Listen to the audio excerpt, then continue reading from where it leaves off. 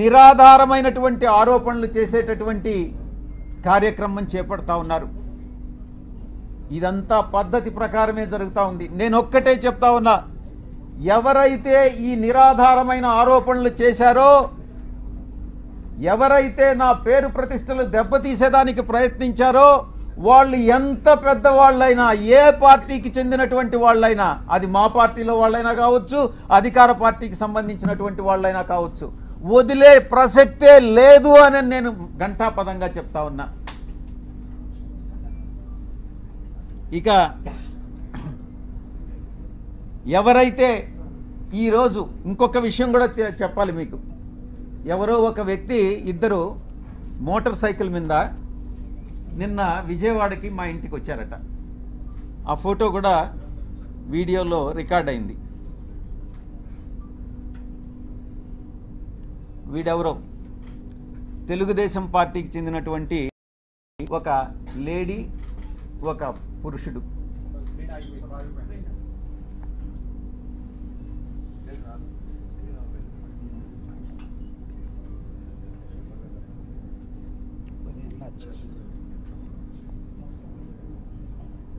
వీళ్ళు, నేను ఒక్కటే చెప్తా ఉన్నా, వీడెవడో నాకు తెలీదు. వాడు ధైర్యంగా వచ్చి విజయసాయిరెడ్డి వాడు ఉండాడా ఇక్కడ, పారిపోయాడా అని అన్నాడంట. ఎక్కడికి పారిపోయాడు అని అన్నాడంట. వాడెవడో నాకు తెలీదు. వీడు డెఫినెట్గా తెలుగుదేశం గుండా అయి ఉంటాడు. ఆ గుండా వెనుక ఒక అమ్మాయిని కూడా తీసుకొచ్చాడు. నేను ఒక్కటే చెప్తా ఉన్నా, ఎవరైనా కూడా, నేను ఈరోజు ఇక్కడ వచ్చాను, నాకేం సెక్యూరిటీ లేదే, ఏ ఒక్క పోలీసు నా దగ్గరికి రాలేదే, నాకు పర్సనల్ సెక్యూరిటీ కూడా లేదే, నేను ధైర్యంగా వచ్చా. వీడెవడో టైం చెప్పి నువ్వు ఫలాని దగ్గరికి రా అని చెప్తే ధైర్యంగా నేను ఒక్కడనే వెళ్తా. ఈ రకంగా ఏదో వచ్చి నేను భయపెట్టేస్తాను, నేను కొట్టేస్తాను, చంపేస్తాను అని ఈ రకంగా భయపెడితే తాటాకు చప్పుళ్ళకు భయపడేటటువంటి వాడిని కాదు అని నేను చెప్తా ఉన్నా. పత్రికాముఖంగా చెప్తా ఉన్నా, వీడికే చెప్తా ఉన్నా.